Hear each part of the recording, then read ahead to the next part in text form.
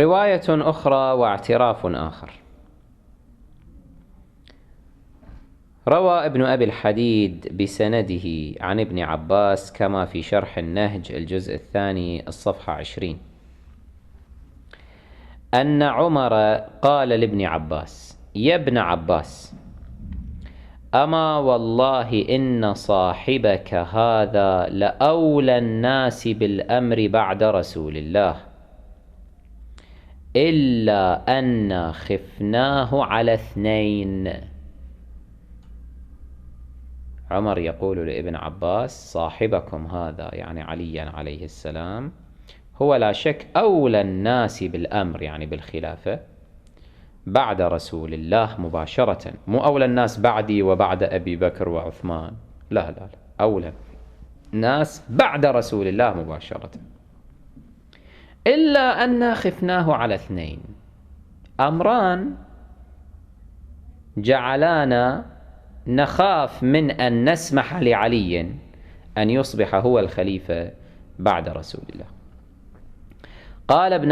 قال ابن عباس: فجاء بكلام لم أجد بدا من مسألته عنه، فقلت: ما هما يا أمير المؤمنين؟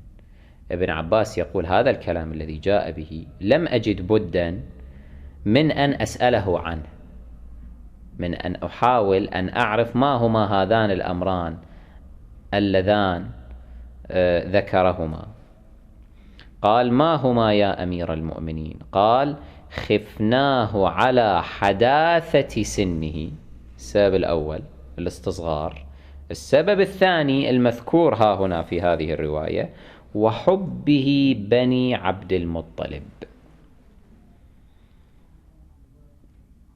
يقول: الأمر الثاني نخاف إن تولى علي فإنه يفضل بني عبد المطلب على سائر العرب، لأنه يحبهم كثيرا، يفضلهم علينا.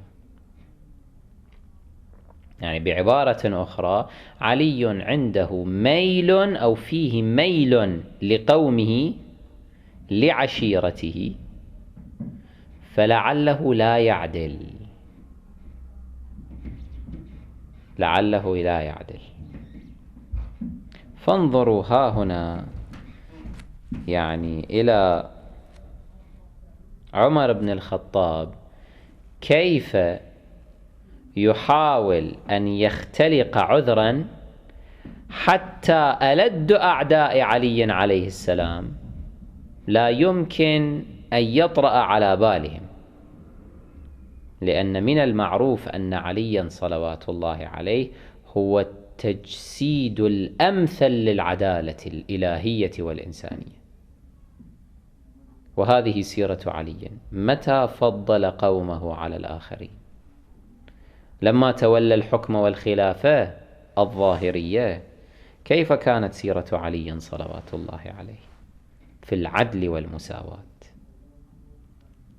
كل المنصفين الآن يقولون عن علي بأنه مظهر العدالة، التجسيد الأمثل للعدالة، للعدل، للمساواة، للإنصاف.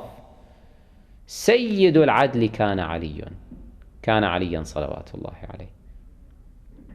فعلى أي أساس تأتي أنت يا عمر وتحاول أن تختلق هذا العذر وتطعن في عدالة علي؟ إنما هي ذرائع فقط، ذرائع وحجج واهية جاء بها هذا الرجل لتبرير جريمته، ليس إلا.